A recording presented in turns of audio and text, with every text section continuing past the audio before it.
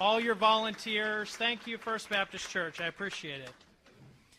I want to just recognize a few folks who are here with us this evening who we don't get a chance very often to recognize these people publicly. So for folks who are current members of our coordinating council or the CBF Heartland Endowment Board, would you please stand for just a moment so we can recognize you and see who you are? Thank you for your service to the organization. These are the folks who make sure that we continue to run well throughout the year, who really care for the organization, give it leadership throughout the year, and we could not do what we do without them. There are a couple of people who are here with us who I hate to calculate the number of hours that they have spent in our office, opening mail, licking stamps. Do people lick stamps anymore? Taking the stamps off and putting them on, licking envelopes, folding letters. Dolores and Emma Foreman are sitting right over here. Would you all wave for us? These sisters have been incredible volunteers for our organization for a really long time, and so we're very thankful that you're here with us this evening. And probably the most important person in our organization is our office manager, Ellen Gregory. Ellen, would you raise your hand? What's truly incredible about Ellen, she's our office manager, and we don't even have an office. And she is able to help us continue to run really well. So thank you, Ellen.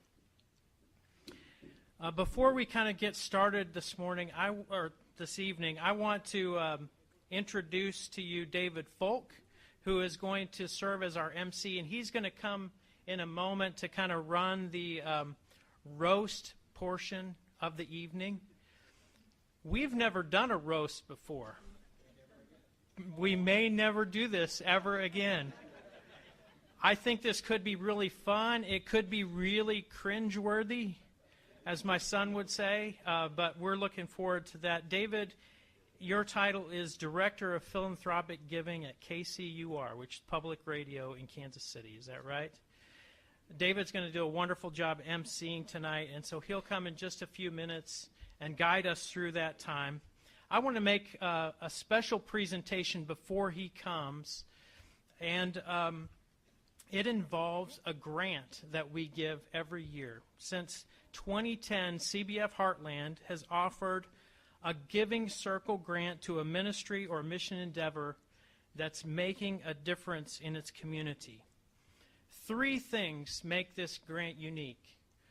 First is the source of its funding, because there's not a big foundation that funds this grant. This grant is made up of gifts from the members of the Giving Circle who fund it $52 at a time. The second thing that makes this grant unique is the way the recipient of the grant is chosen, because everyone who gives to this Giving Circle gets to vote on who receives the grant. The third thing that makes this grant unique is its name. Last year, in a moment of imaginative glossolalia, CBF Heartland changed the name of this from the completely obvious Giving Circle grant to the Caboodle grant. A caboodle, just in case you don't know, is a group or collection of things. And in this case, it's a group of very generous people who have come together to try to make a positive difference in the life of a ministry. Nearly 70 people joined Caboodle this year, and collectively those people are offering a $3,500 grant. Caboodlers chose between 4 grant finalists this year that included a fair trade store, a ministry with immigrants, a Honduran village partnership, and a medical and dental clinic for the working poor. All of those finalists were incredibly worthy of receiving the grant, but ultimately it was the Caboodlers themselves that decided who was going to receive this year's grant. And so now it's my great honor to introduce the winner of this year's 2016 Caboodle Grant for $3,500 to the Good Samaritan Care Clinic in Mountain View, Missouri. Dr. John Roberts is here to accept the grant.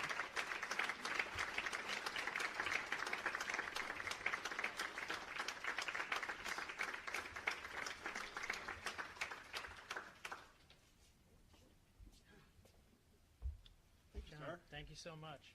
Thank you. Appreciate it. Thank you. Just a couple of words. Thank you very much. And 1998 was a year that changed my life. Of course, we have life changes every year.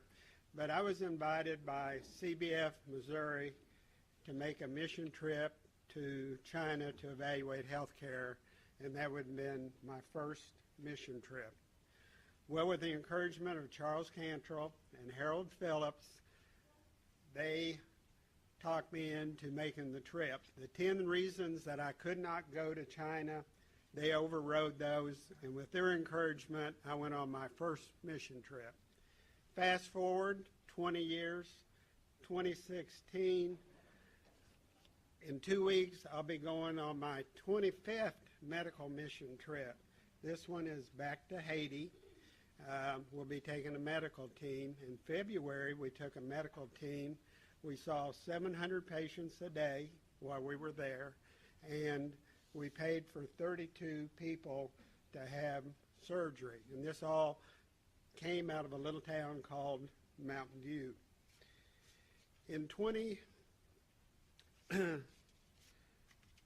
Following my third trip to China with CBF, I came back to the office and a patient said, "Why do you go to all these other countries when there are people hurting in southern Missouri?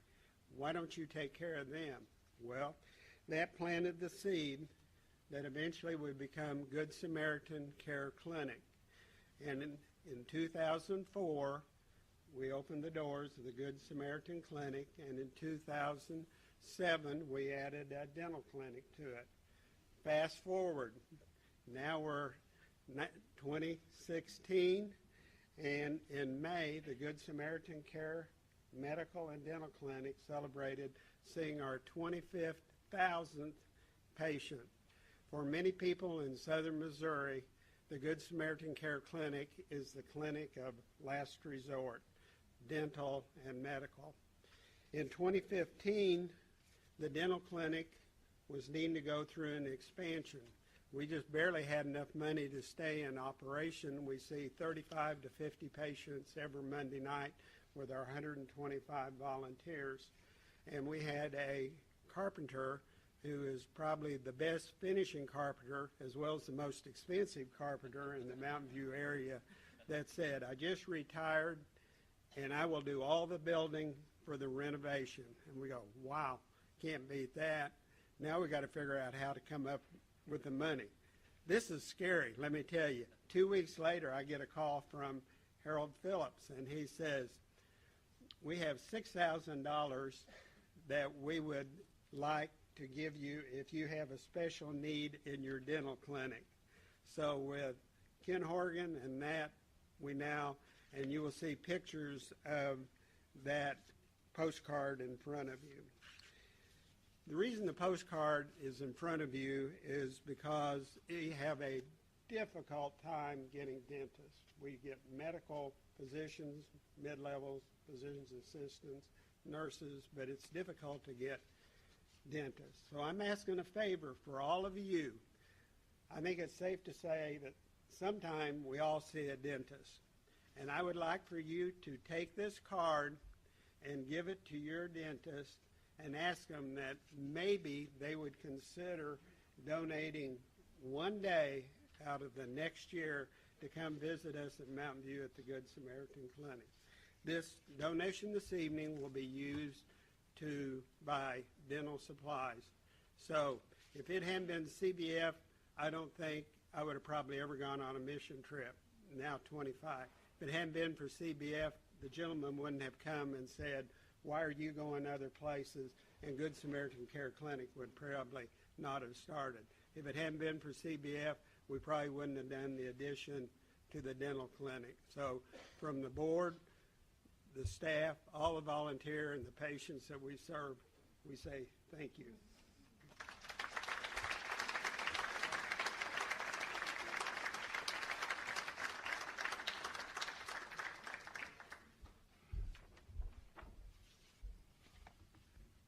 Well, good evening, everybody. Oh, come on. There you go. You ready, Harold? Okay, welcome to the roast of Harold Phillips, and I hope many of you... That's the nicest thing that's going to be said about Harold all night. So, many of you will remember the infamous and often naughty celebrity roast hosted by Dean Martin from 1974 to 1984. Okay, we want you to think like that if you remember it. Now, we don't have a dais of celebrities up here in front of you, but we do have 40 minutes of friendly and funny insults for our man of the hour, who I now want to invite up here to sit in the chair. So, come on, Harold. So no one misses the expressions on the face. But I just want, can you imagine? I feel like a preacher, one of these contemporary kind of preachers. Just had on my jeans, I'd be all right. Can somebody get him a guitar? Okay. But can you imagine 40 uninterrupted minutes to roast Harold Phillips? I don't think there's anybody in the room more deserving or has more material that could be used on them than our friend Harold. And this is why I've been looking forward to this tonight more than the presidential debate this week. Well, I mean, honestly, who was looking forward to this week's debate? Well, Harold was, because you know, he loves politics. Is that news to you all? He loves presidential politics, too. Now, don't worry, we're not going to go down that road very far. We might venture a little ways. But our speakers are listed in your program tonight, and I want you to know that I did not write those bios.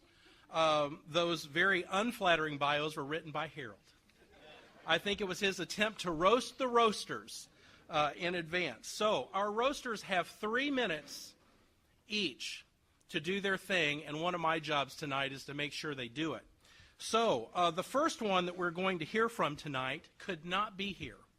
And gosh, was she upset. But she's going to set the tone for what's going to happen. This is Cynthia Holmes from St. Louis, one of our early moderators. Good evening. I'm so sorry I can't be with you as we celebrate the leadership of Harold Phillips. But it may be appropriate that I am traveling because led us Harold has. He has led CBFers to Slovakia, England, Rushlakan, Ireland, China, Washington, D.C., Haiti, Homestead, Wales, Tilbury, and that exotic locale, Springfield, Missouri. I was fortunate enough to go on one of those trips, the one to Homestead, where we were roofing and helping build a medical clinic. It was a wonderful trip. It got people outside their normal comfort zone. They were doing work that was unusual for them, and they were engaged in the work. Meanwhile, during that, Harold did what he does best: stand around and chat somebody up without doing any work.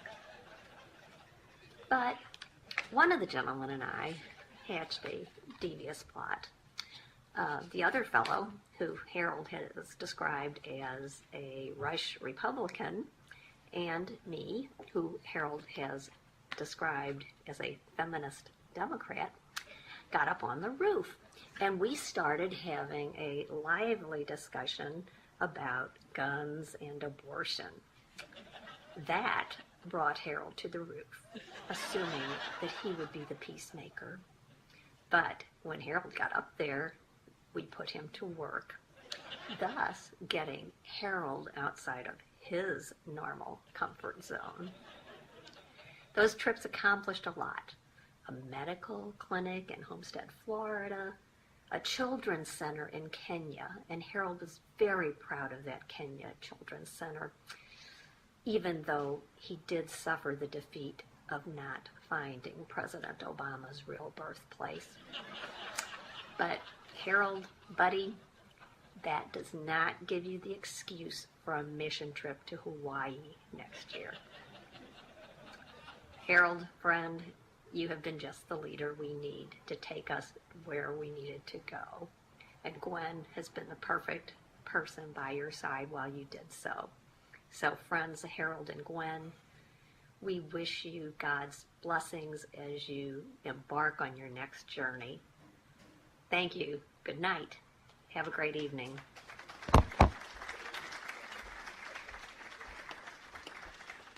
Now, what Cynthia didn't say, or the term that she didn't use for the fact that Harold was doing nothing, was the term denominational hack. Because Harold loves using that term. He used to call me that when I worked at William Jewell. But I don't think he ever realized that once he became CBF coordinator, that he himself was a denominational hack. But I think our son Davis said it best when he was really little and used to imitate things that Uncle Harold would say. He would call Uncle Harold a nominal hack. Either way, he got it right. It's right. So, okay, so one of the things you get to endure is I get to do a couple little things in the middle of these. So some of these things are not going to be said, but here are some lists. No, this is a list of things that you need to know about Harold. Politics, Robert Altman films, the Sugar Creek Slavic Festival, accordion music, which we've heard, 40-year member recognition at Second Liberty, the Vanderbilt Commodores. You're not wearing your tie. They must not have won last night. That's when he wears the tie, they've won. So, making sausage balls, Missouri historic tax credits, being a youth friend to many at-risk elementary boys in Liberty, the Scott Joplin Festival, playing How Great Thou Art on the piano in ragtime style, priceless.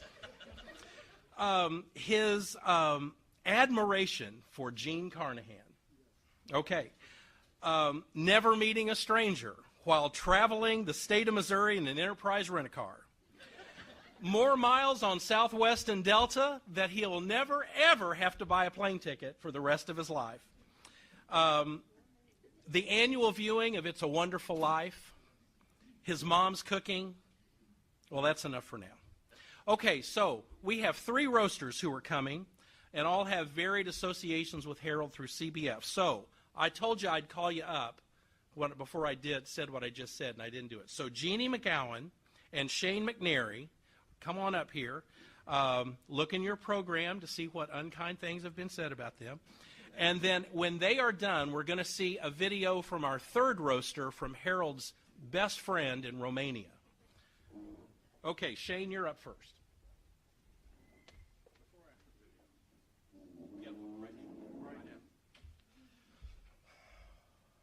What's your attitude? As a CBF field personnel, that's what Harold tells me every time that we end up speaking. Shane, what's your attitude? Whether I'm sharing with him my joy of all the changes that are going on in our organization, hello, boss, or how he needs to help us out a little bit more, it's always what's your attitude. Well, Harold, I have watched my attitude. And I have looked, based on our relationship together, I know what a Bible man you are. Though I've never seen you with the Bible. Though I've never heard you quote Scripture at all, inerrant or otherwise, I am sure you are a Bible man. So looking at Scripture to find some pictures of Harold Phillips that can remind us. Harold has been on mission trips to Slovakia, too many to count, and there's always one more. Always one more. Harold is like the persistent widow. He is convinced that because of his gifts to the offering for global missions, for which I'm thankful, He can call me anytime he wants to. I'm laying in bed at 12:30 praying, and Harold, my phone vibrates, and it's Harold. You got a minute? You don't turn Harold down. Yes, I've got a minute. So I answer your calls because you're persistent, and for that I'm thankful. You're like the little baby Jesus, Harold. When Joseph and Mary are trying to get out of town, and they look around, and little baby Jesus is missing, that's Harold. Based on our experience with Harold, we do not let any team come away from the airport or go back to the airport on their own. We see you from gate to gate because one person we let go on their own, and guess who missed their international flight back to the United States? That Jason Dilt still speaks to you is a sign of God's mercy. Harold, most of all, the biblical picture that I have of you is Proverbs 31.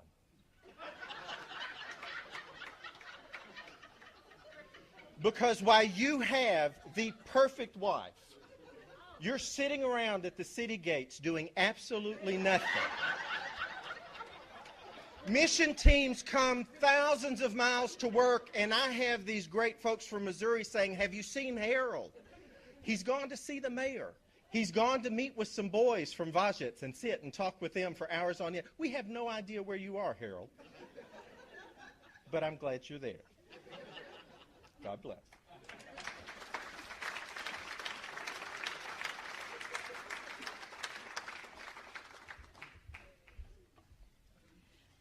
Well, Harold, Keith and I have had a lot of good experiences with Harold. We've done several mission trips. I think the first one was to Tilbury when we were checking on a partnership there with this poor dock community with this storefront church. It was a great experience, and I think the most interesting thing about that one was the visit we made to this clandestine place out in the middle of nowhere that we really couldn't figure out why we were there. And I still get mail from that place. And I'm not sure that someday it's not going to put me on some no-fly list or something because it was very strange. But also a wonderful trip to the Baptist World Alliance in Birmingham, and we got to go to England, Ireland, and Wales together, and it was just great. But those things fall under what we would call BA. And what I want to talk about tonight is AA. The BA would be before the accordion. AA is after. We were never privileged to be on a trip where Harold took his accordion.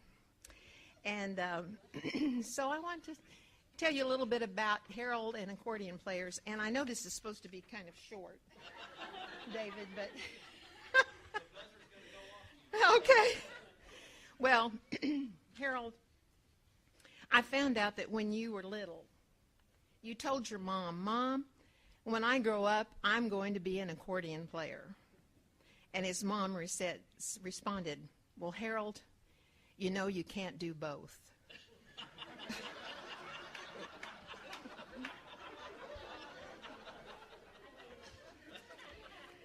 I've got a few questions that I don't know that you'll know the answers to these about accordions. Did you know if you drop an accordion and a set of bagpipes and a viola off of a 20-story building, do you know which one lands first? Nobody cares.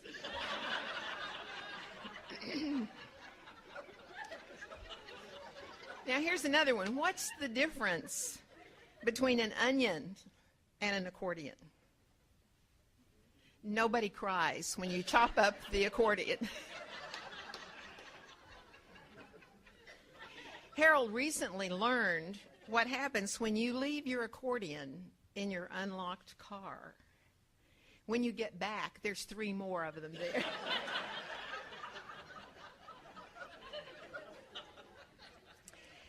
You may not all have heard about this, but there were a group of terrorists that hijacked a plane full of accordion players. Now, can you imagine that? They called ground control with a list of demands, And then they told the negotiator if their demands aren't met, they will release one accordion player per hour. Which reminds me, you know the difference between a terrorist and an accordion player? Terrorists have sympathizers. And someone once said, "What's a gentleman?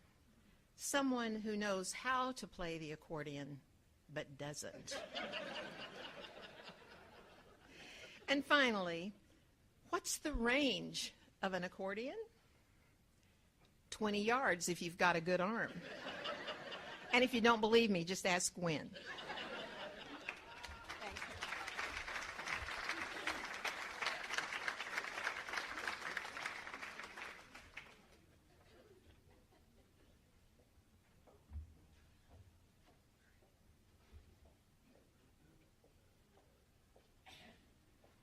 Good evening, everybody. This is Dennis Blidariu from Bacău, Romania. I've met Harold. Harold, how you doing? As part of his sabbatical year in 2008, his sabbatical experience, which would mean being a stranger in a strange world, in a strange land. H, you are no more a stranger in Romania. Through Harold, I've met a lot of nice people from CBF. Some of you are there in that room. Sorry guys, I'm not there with you. Shane, Diane, Gwen, Amy, Becky, Bill, and probably some other people. I hope you have a great time. I miss you all, and I hope to see you soon. I'm here to tell you about this funny story that happened last year, this time in Istanbul, Turkey, where me, Harold, and Mike, and our friend went there. And you know, when you go to Istanbul, you have to see all kinds of touristical places. One of them is the Grand Bazaar. And we get there, and I'm trying to buy some bookmarks for myself and for some friends back home. And as H is watching me, he's saying, "Oh, you don't really know how to negotiate. So let me teach you how to do it. Just watch and learn, all right, as we are here."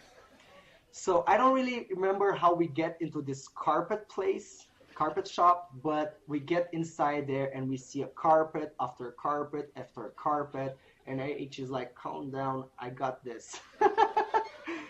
But at some point he's sweating. He's like, he really understands that we cannot go out of there without buying carpets. The guy was really good at doing it. And he's at some point asking H, "Make me an offer." And H makes this crazy low offer, from which the guy responds, "Add just a little bit more, just a little bit more." And that's what he did, and that's how we ended up spending a ridiculous amount of money on some carpets. But all in all, H, since I met you, I've learned a lot of new things. I've learned not just new things, but all things. I'm being more aware about them. You introduced me to the roof project in Bucharest, to the Vajets community, and I'm really thank you for that. Thank you very much. And I also hope you have a great night.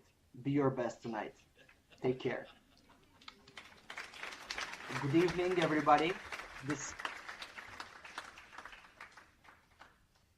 Okay. Well, I finally got the ridiculous amount out of Harold. Do you know this, Gwen? $800. And do you want to see the rug?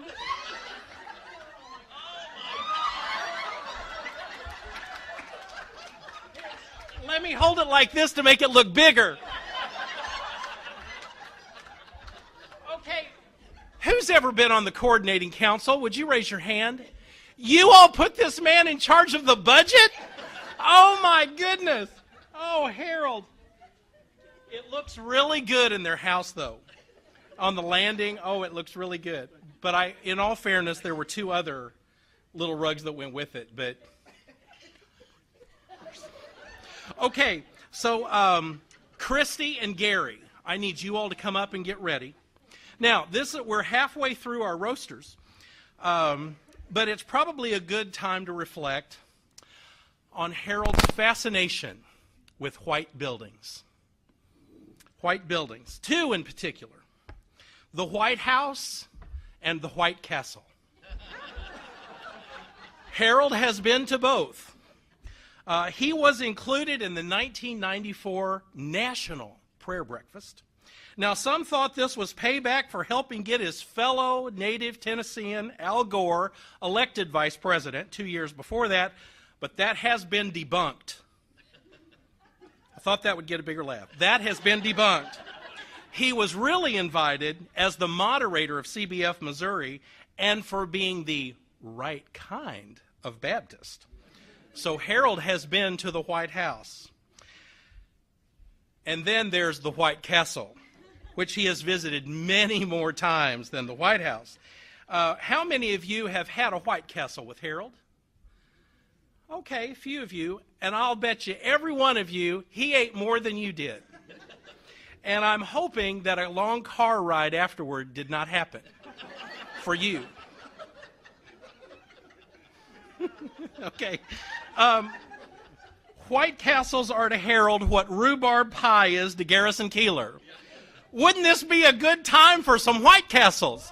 So right here, Harold, we got White Castles for you. Just put them over there on the table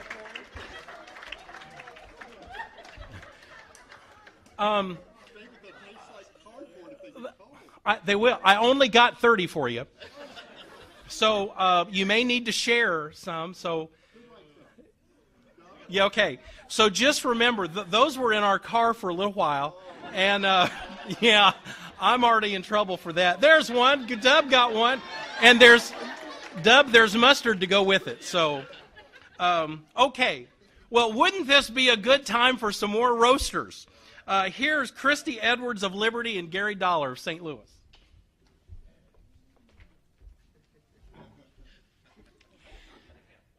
I met Harold at Second Baptist Church 7.5 years ago. I got to know Harold in a small group as we met every Tuesday around my table for tacos, laughs, and deep conversation for 3 years. One thing about Harold is that he is very smart.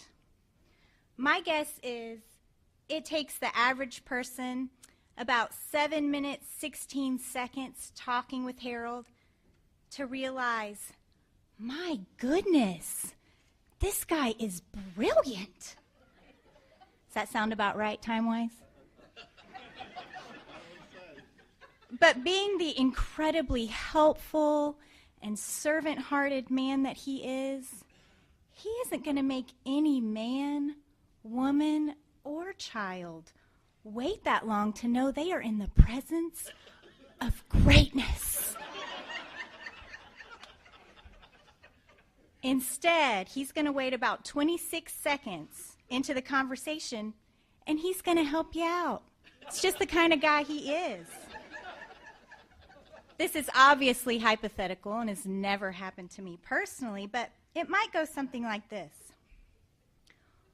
Wow, Harold, you know a lot about gardening, or insert any random subject.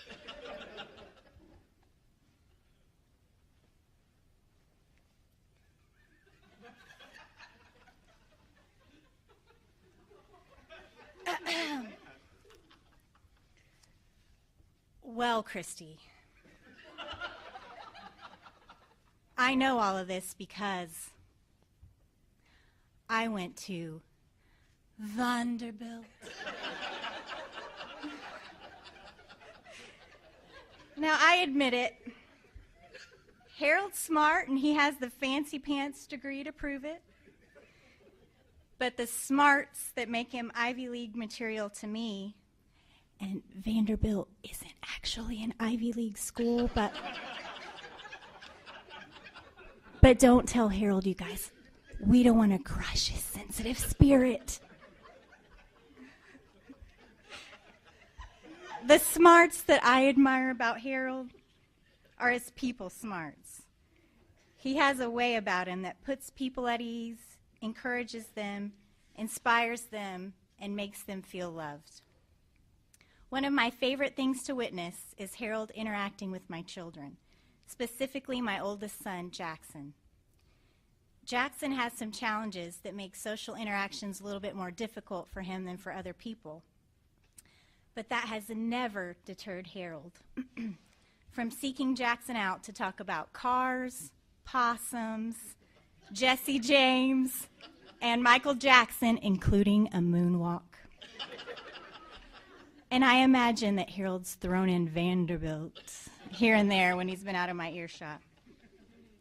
Harold's someone who lives a daily life of noticing, respecting, and caring for those who are or could be marginalized, both across the pond and in his own neighborhood. No amount of education can create this kind of tender heart.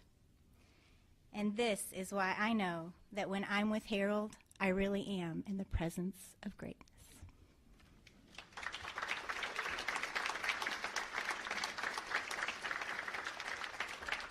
Now for a different word, Harold. Warm, kind, friendly, considerate, servant. Harold Phillips projects these sham characteristics and hide behind them to cover up his megalomaniac obsession with power and his relentless drive to take control of CBF. Like me, you may have been duped by this master Machiavellian into believing who Harold Phillips is, but I know the truth. While at Southern Seminary, Deer Park Baptist Church was an important part of my and Gail's life, I was actually ordained there, not that he would remember that, and Gail was heavily involved in church life. It was there that we met and built a close relationship with our caring and loving Minister of Education, Harold Phillips. Little did we know we were just numbers in his drive to create the largest young marrieds class in Louisville, so he could use it as a stepping stone to a bigger position. I did not discover that until just a few years ago, when after many years of not being connected, I ran into Harold at a CBF meeting. I enthusiastically ran up to Harold and gave him our history, and I told him I was pastoring a small church. He looked at me and said, "Small church? I don't remember you, your wife, and I don't have time to deal with the past." All that changed when I said, a small church in Illinois, and it was good to see him again, and to tell Gwen hello for Gail and me. He immediately said, "Illinois?" and got an enthusiastic, somewhat wild look on his face. I heard him mutter, "Illinois again?" and the word Heartland. As though talking to the air, instead of me, said, "I can take Illinois, call it Heartland, and that will be my launching pad. Only 48 more to go." At that time, I did not understand, but he looked at me and said, "You, my dear friend, are the beginning, my trump card. This will be huge." And then he looked off and said, "Phillips Tower." For the next few months, you would have thought I was his best friend. Countless phone calls and even invited to Liberty. During one visit, I noted how little technology there was in the office, and Jeff said that Harold keeps a private server at home to take care of his part of the work. I asked him about Susie Painter being named the CBF CEO, and he said something about the process being rigged against him. That everyone knows he is Mr. CBF, and he would keep everyone in suspense and let us know later if he would, and I quote, accept the outcome for a while until he had it all consolidated under his control. He then asked me if I knew anyone in Iowa. Let me just say that once Illinois was in his pocket, he once again did not know me. I talked about Gail and I coming over to Liberty at one of our meetings, and I said, "Gail and I'd love to come over to Liberty and visit with you and Gwen," and his one-word comment was, "Why?" I could go on and give many more examples of this sham, but you get the idea. But seriously, I fear for my life for having shared this with you tonight. No. Really seriously, we know that Harold is in fact, and Harold you are, warm, kind, friendly, considerate, and has been a faithful servant to all of us who take pride in being Baptist, to CBF, and to the best of what it means to be Baptist in this world. It is a fact that we both did not quite remember each other from Deer Park, but it's also a fact that to reconnect with Harold Phillips has been one of the gifts that God has given me in my life. Harold, thank you for your service. Thank you for being you. And I went to Romania with him, and he does nothing. It's true. And he would get lost. He lost me. But anyway, he's a man who really has put service above achieving personal power and position. And you could have done that so easily as you pursued your ministry. Thank you for not doing that. Thank you for being you. You have blessed us all.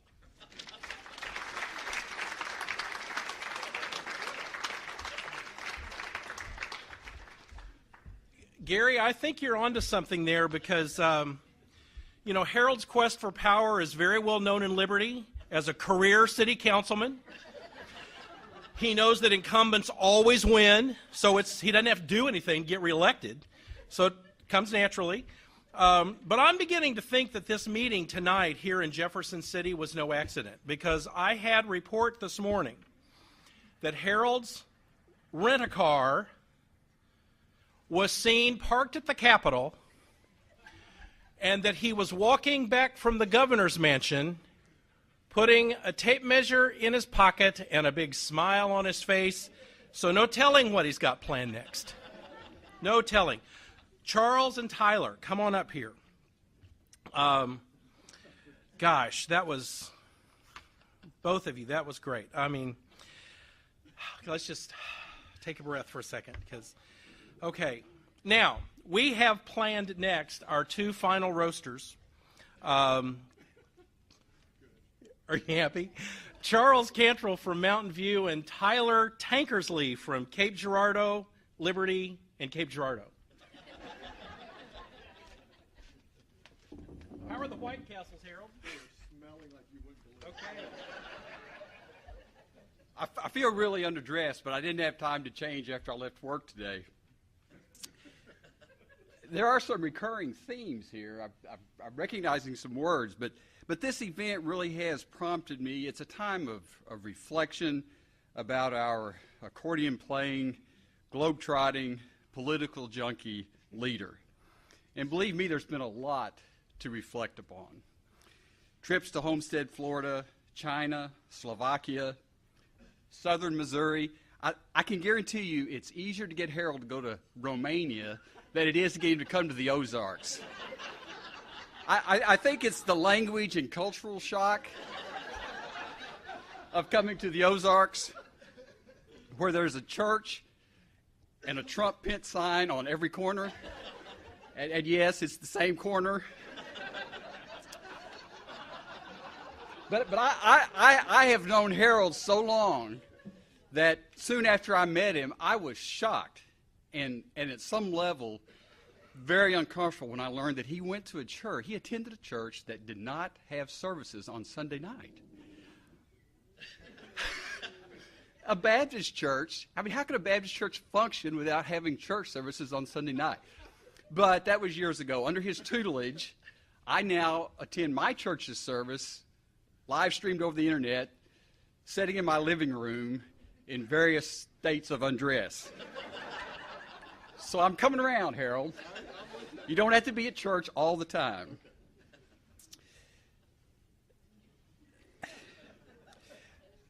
I've also reflected on my first impression of Harold. I remember it very clearly. It was in the fellowship hall at University Heights Baptist Church. I saw Harold, hadn't met him, had his pullover sweater on, and his hair was kind of tousled, and then I heard he had a Vanderbilt degree. I thought, gosh, this guy's kind of preppy. But I didn't know him too much longer, and I realized that the sweater probably came from a thrift store. His hair was strategically mussed to cover up his receding hairline. He was just a regular guy. Even though my mom did tell me one time, I asked, what do you think about hair? I said, well, he's a little bit uppity.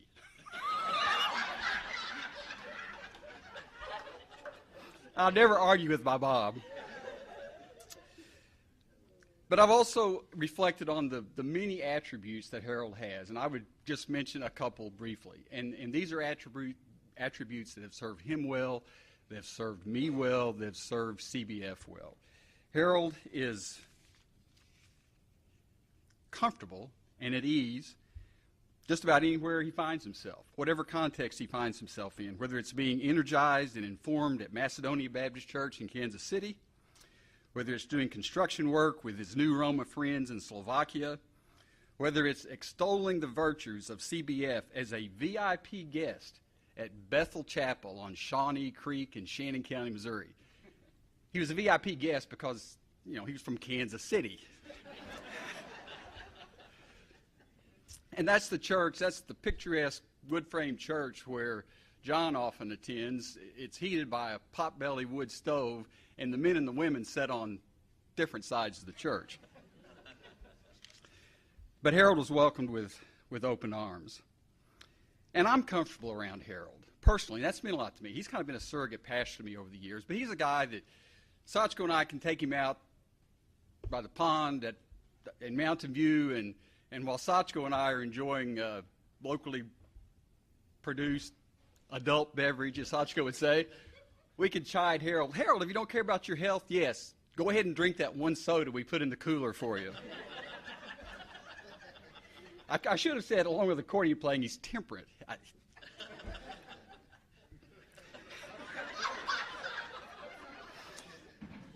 And Harold is also persistent, but he's persistent without being pushy. He first brought the idea of a sabbatical when I was on the coordinating council for the state, and I'm thinking, okay, sabbatical, that's when you get paid for not going to work. But he brought me around eventually, and I have to recognize the need and the benefit for sabbaticals.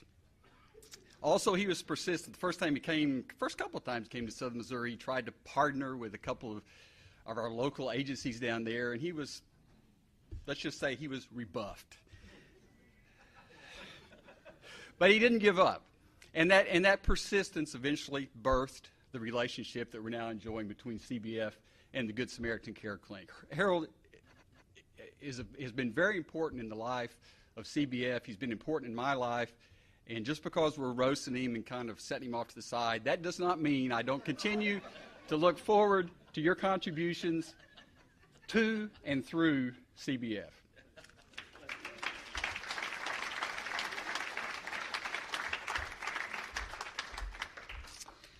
Harold actually met my brother Caleb before he met me. And the first time I introduced myself to Harold, I said, "I'm Tyler, I'm Caleb's brother." And Harold said, "Oh, yeah, he's fatter than you." Which was true at the time. But Harold has always been generous. That's the thing I mostly want to talk about. Harold has always been generous with his time, with his resources. He's been generous with his jokes, although you always call that locker room talk when...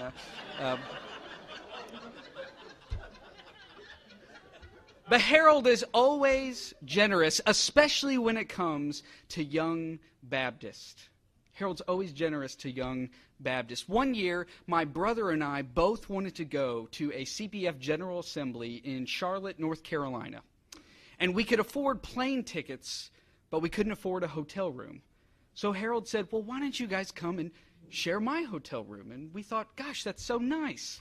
So we flew to North Carolina, and our plane was delayed, and we didn't get to the hotel until about 2 a.m. And we go up to the room, and we knock, and Harold comes to the door, and what he suddenly remembered is that he also offered for David Johnson to share the room with Harold. Now, we did not know David Johnson, and as we got into the hotel room, my brother and I saw that Harold was in one bed, and David Johnson was in the other bed. And I turned to my brother and said, "Well, I'll sleep with Harold." And Caleb, neither of us had met David Johnson, so David was still asleep. Harold forgot to tell David that we were coming. So my brother met David Johnson as he crawled into bed with him.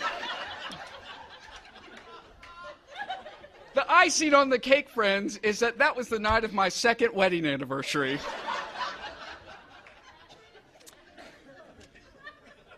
However, that has always meant the world to me. That's always meant the world to me, that Harold was willing to put himself in a place of discomfort and that he was willing to share. Yeah, David Johnson. Yeah, you made that decision for David Johnson and Caleb and me. But Harold has always been willing to put himself in a place of discomfort if it serves to invest in the life of young Baptists. And I am not doing what I'm doing without you in my life. And I am not a part of CBF without you in my life. And I am not in ministry without you in my life. And I know that I am not alone among young CBF Baptists that feel that way. And so there may be a generation one day that knew not Harold Phillips, but it will be long after I'm gone. Thank you.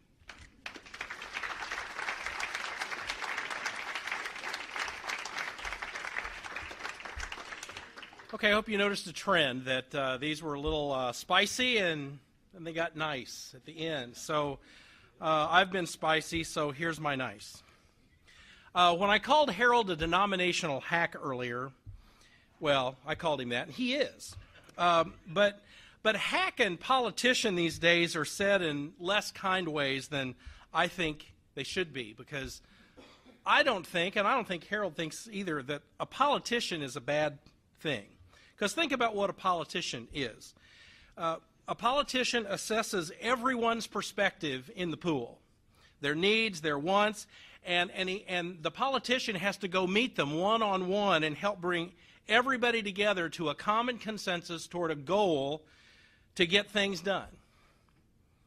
To me, that is Harold's greatest gift as the CBF coordinator. Anyone who thinks a politician wasn't needed in this role to get a bunch of free and independent show-me state Baptists on the same page is crazy. And don't ever say, well, we've never done it that way before. Don't say that to Harold. So, Harold, I almost called your mom. No, you'll owe me later. But I almost called your mom to see what she might add to the roast tonight, and she would have. She would have. But I just didn't think that was going to be fair to her, put her on the spot. But I did think about somebody who really knows Harold better than anybody else in the world, who just happens to be in the room tonight. And so here's the surprise, Harold. A roast for Harold Phillips would not be complete without hearing from Gwen. So here we go.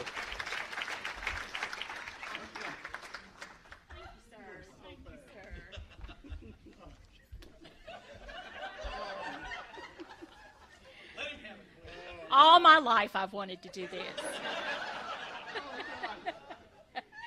I have to take off my glasses to be able to read well, so I'll just say. Well, as most of you know, I'm just going to kind of take a little look back. Most of you know, our family moved to Missouri from Louisville because Harold was called to be the minister of education at Second Baptist Church in Liberty. Our daughter Rachel was 3, and even though it was really traumatic for us to leave our home, we quickly grew to love Missouri and especially Liberty. And we can give all that thanks to Deb Steincross, who's right here. So thank you for that. So it's interesting to think back 20 years or so and relive the conversations that Harold and I had about this new trail that he had been asked to blaze as CBF coordinator. It was something that had never been done in Missouri. It was a brand new group. He would basically be making up things just as he went along. There was no CBF office anywhere in the state. But because Missouri Baptist Convention offices were here in Jeff City, I just wondered if that meant that we were going to need to move here. Well, being the submissive wife that I have been for 39 years, I told Harold that I really believed he was the right person for this job, and I did. And I really didn't care where the offices were, but that Rachel and I were going to stay in Liberty. And so he could make that decision.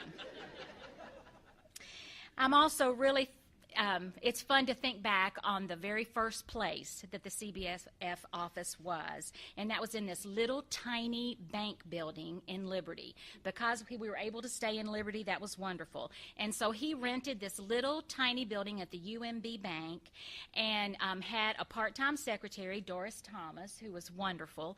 And I can still remember going in that tiny little room, no bathroom, no windows, no anything, just this little room, and it was always covered in Post-it notes. They were everywhere, and that's how he worked. Do you remember that? Yeah. That's how he worked. They were just everywhere. Any little thought he had, they were all over everywhere. And then the other thing that I remember about that time is that because Doris only worked part-time, Harold was by himself an awful lot. So as soon as he got home, he walked in the door ready to start talking. At the time, I was teaching second graders, and all I really wanted was for him to be quiet. And that just didn't happen. So those are the things I remember about that very beginning. There's been kind of a standing joke in Liberty all these years among our friends about who's going to get called on to take care of Gwen when Harold is out of the country, because he goes out of town a lot. And so we're a really healthy family, and I hardly ever have any kind of medical problem, but it just seems like that whenever he's out of the country, some sort of emergency comes up. And David has been my go-to friend all these years. I usually have to call, and he'll take care of me or whatever. But it has happened so often that even this last time that he went to Romania, his mother was out walking. She's 90, and was out walking in Nashville and got hit by a car. Well, she's doing really well now, but she had a severe hit and all. But the very first thing she said to me when I called her, because I had to call her because Harold was out of the country, you remember. Okay, so I'm calling to make sure she is okay. And she said, "Gwen, I just decided that I would go to the hospital this time and save you that trouble."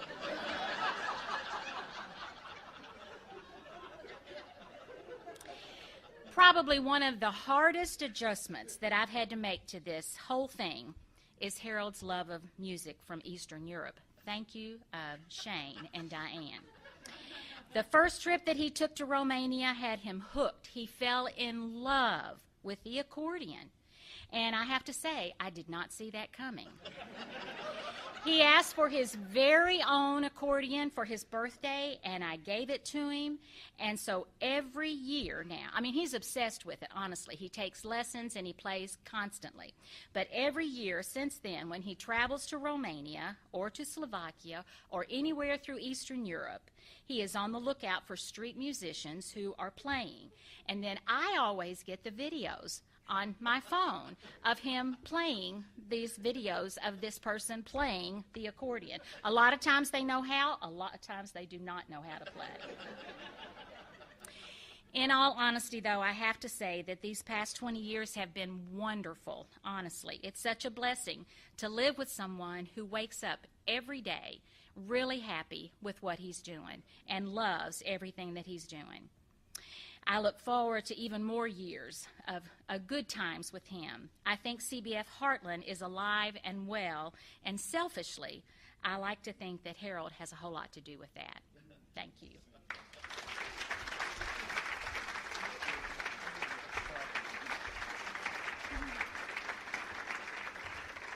Okay, now the man of the hour gets to come and rebut everything that's been said. But while we're doing that, since we all live in the age of phones and everything, we don't need to make copies. Get out your phone and go to Safari or whatever your thing is and look up "Let Me Call You Sweetheart," okay? Just do that. It'll hold that. We'll use that a little later. But here's the man of the hour, our favorite person to poke fun at, the lifeblood of CBF Heartland, Harold Phillips.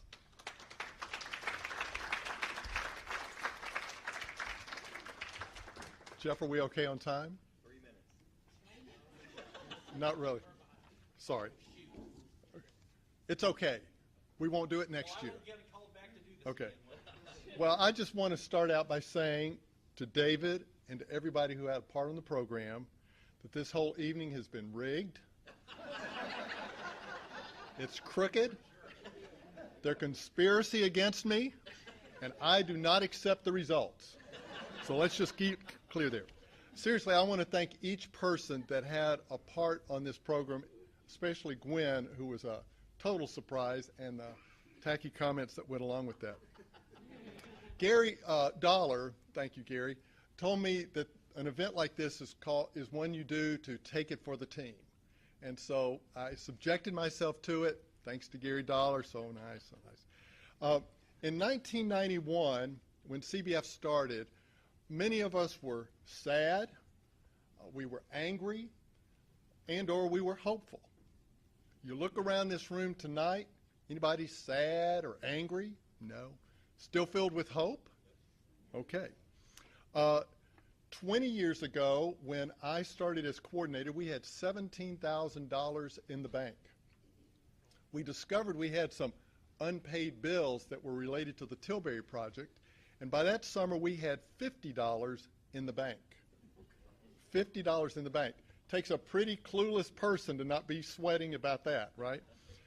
Sent out an appeal to pastors, to churches, to individuals, and said, we're going to have to step up to the plate if this thing is going to work.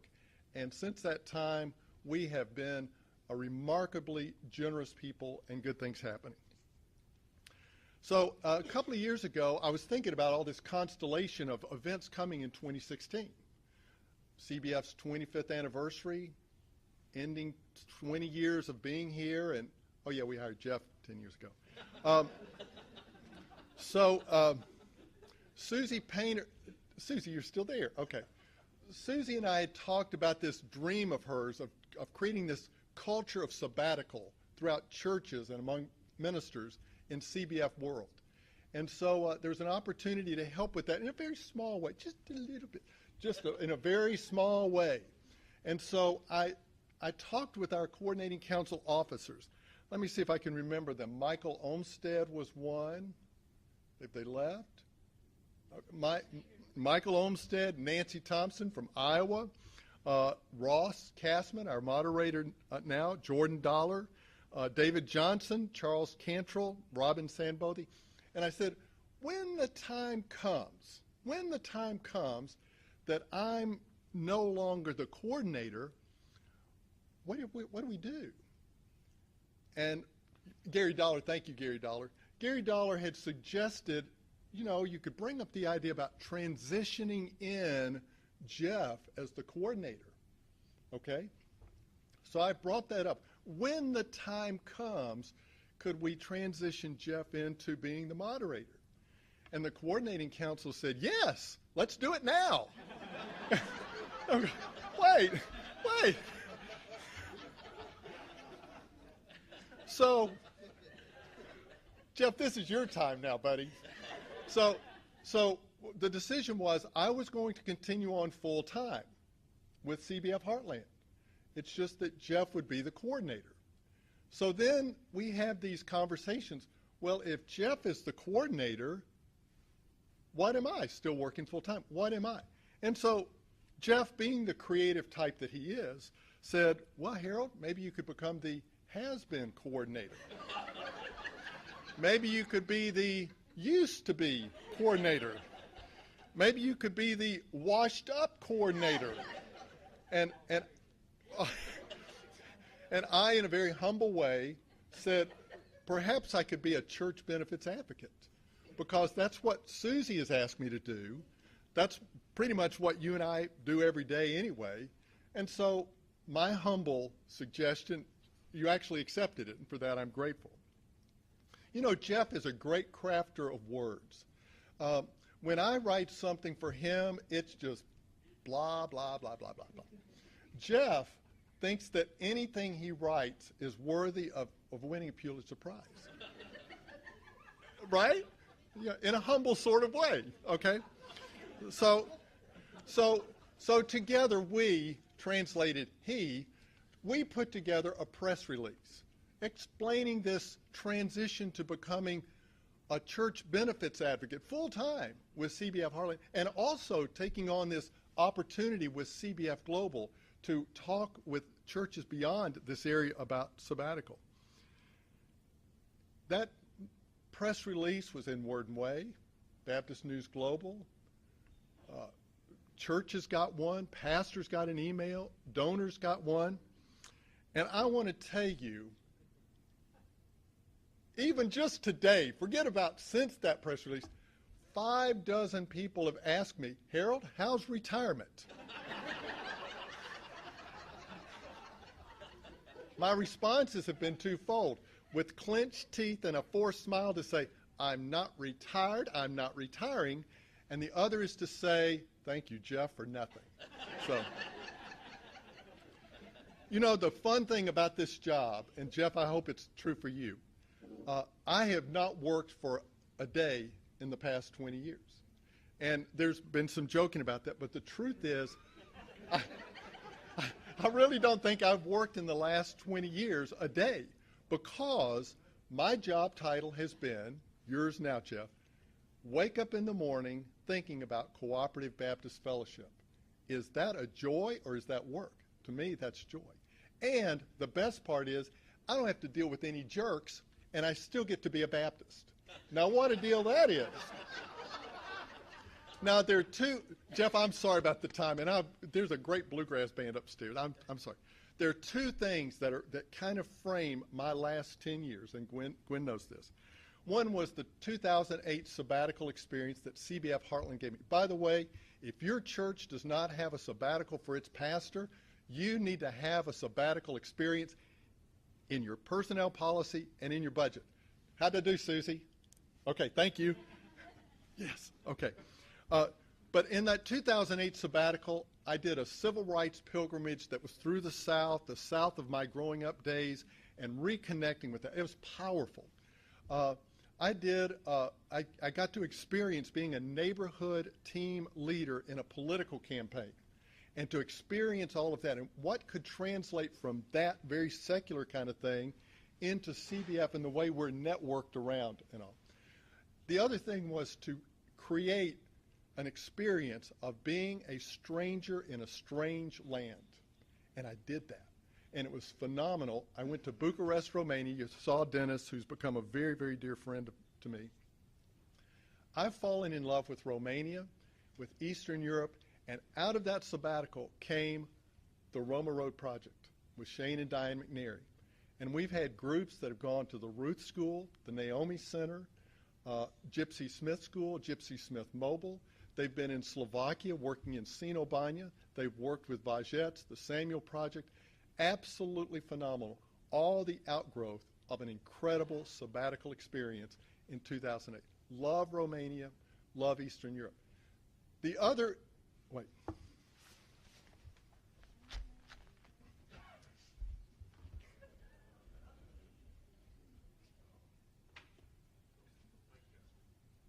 By the way, those White Castles stink. Welcome to my world. Yeah. Let's eat White Castles and go for a car ride. Yeah.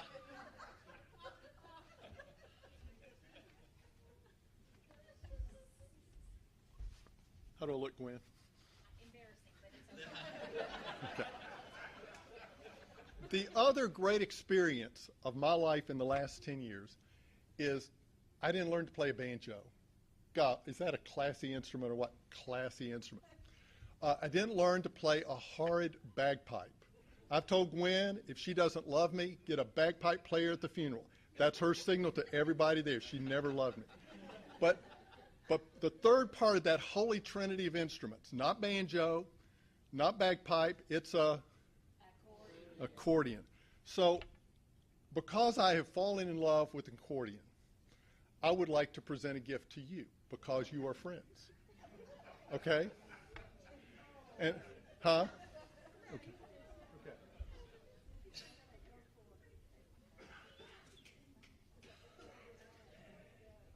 And I'm going to ask my very dear former friend David Folk to come up.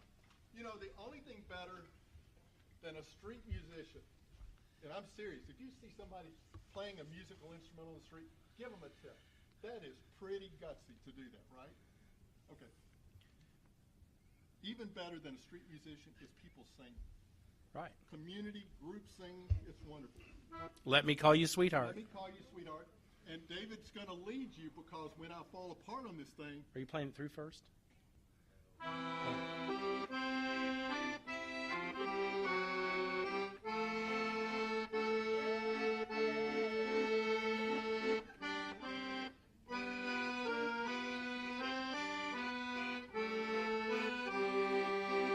Turn toward them. They're recording you.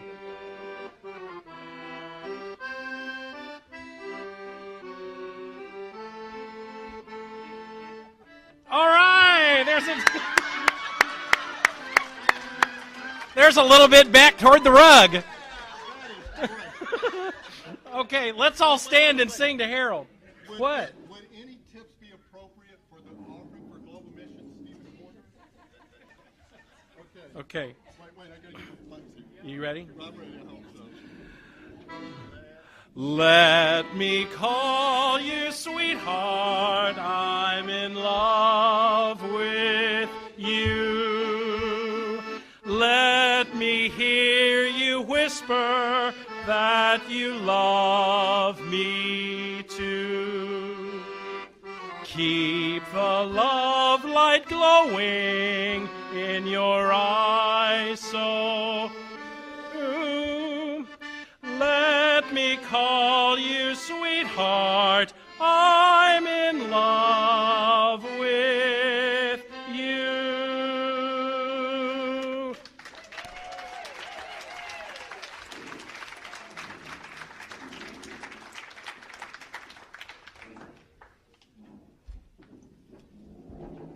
Only $1, that's All right. This is my vow to you. I will never do that.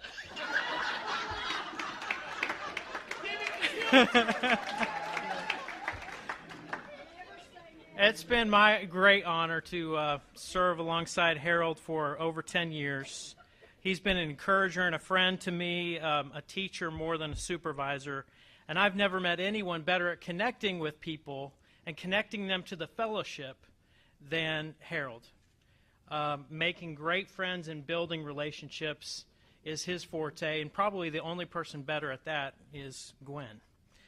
Even though Harold has stepped back from the role of coordinator, I can assure you that he still has a passion and a life wish for CBF Heartland that is very deep. And that's why I feel so blessed to make a special announcement tonight that the CBF Heartland Endowment Board has established a special endowment fund to recognize Gwen and Harold's work and influence among us, the Gwen and Harold Phillips Fund. The proceeds from that fund are going to help sustain CBF Heartland in its work of inspiring leaders, transforming missions, and engaging communities. Over the next 3 years, we'll be raising $100,000 for this fund, and as of this moment, we have more than 50% of that raised.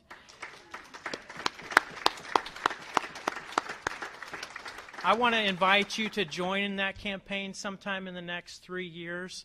There's a little bit of information on your table, and I would encourage you to take that. If you are interested in me contacting you about this fund, you can email me, you can call me, or you can fill out that little form and separate it and put it in the colorful Haitian basket that's somewhere in this room. Gwen and Harold, it's been a real pleasure to know you through the years, to respond to your leadership, and I look forward to just continuing to serve with you during this time. Yeah, thank you so much.